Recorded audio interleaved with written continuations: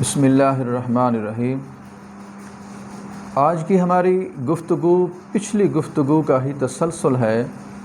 اگر ہم دونوں کو ملا کر سنیں گے تو جسم سے نکلنے والی تپش، ہاتھ اور پاؤں کا جلنا، معدہ کی جلن، معدہ کی حرارت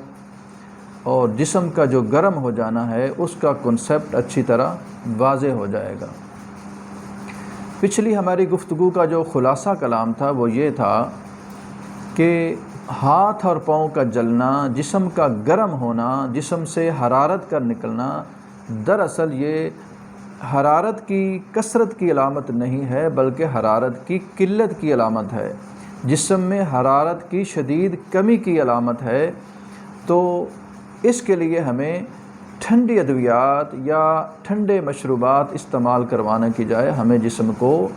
حرارت مہیا کرنی چاہیے، نہ کہ جسم کو ٹھنڈک دینی چاہیے۔ تو اسی موقف کو مزید واضح کرنے کے لیے میں آپ کے سامنے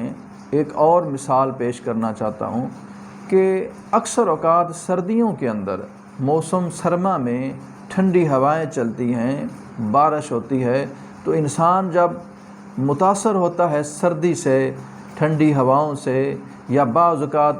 بارش کے اندر انسان بھیگ جاتا ہے، تو بعد میں کیا ہوتا ہے، اس کا رد عمل یہ ہوتا ہے کہ اس انسان کو بخار چڑھ جاتا ہے،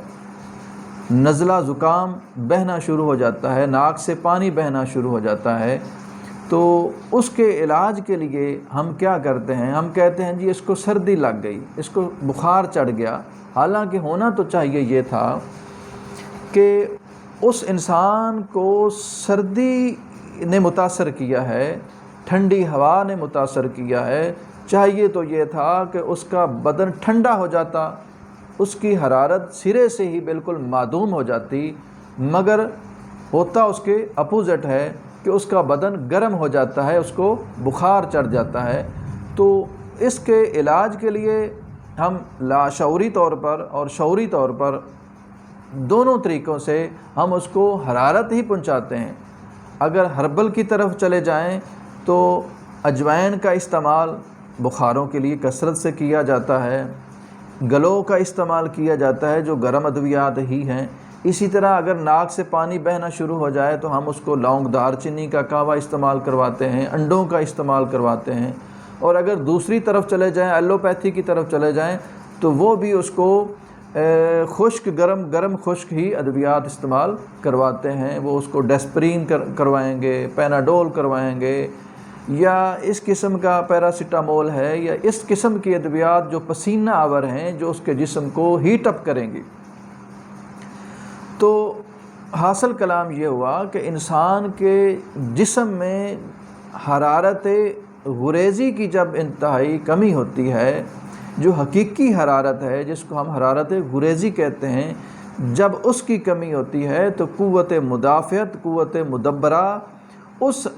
حرارت کو، اس حقیقی حرارت کو، اس کی کمی کو پورا کرنے کے لیے حرارت غریبہ جس کو بخار کہتے ہیں، جب وہ پیدا کرتی ہے تو انسان کا جسم گرم ہو جاتا ہے، جس کو ہم بخار کہتے ہیں۔ تو اس بخار کو اتارنے کے لیے کبھی بھی ہمیں ٹھنڈی ادویات کا استعمال نہیں کرنا چاہیے، بلکہ ہمیں گرم ادویات اور گرم ماحول، گرم پانی کا ہی استعمال کرنا چاہیے۔ یہی فطرتی، قدرتی اور سائنٹیفک طریقہ علاج ہے۔